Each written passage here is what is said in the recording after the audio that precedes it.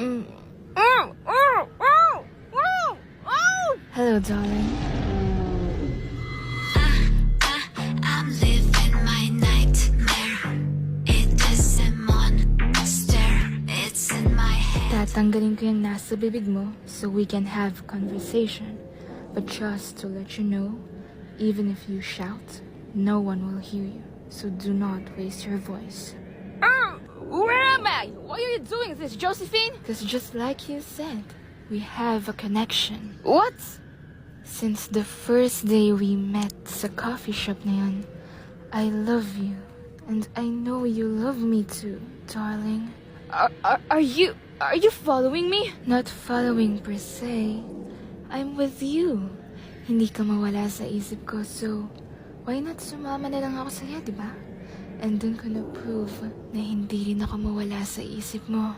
But hindi mo na lang ako i-approach. Why do this? There's no fun in that.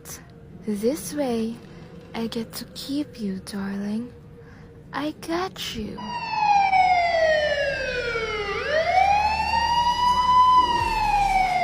No.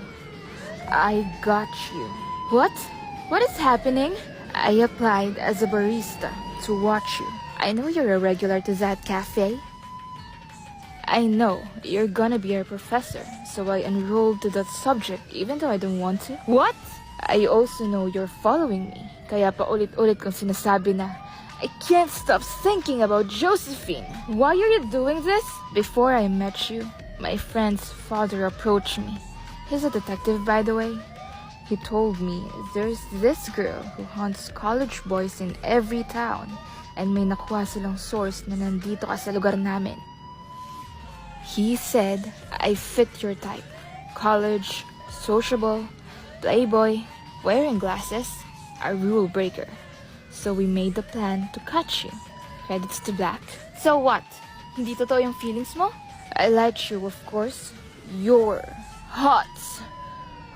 But you're crazy. Pero yung drive papunta dito, that part's not true.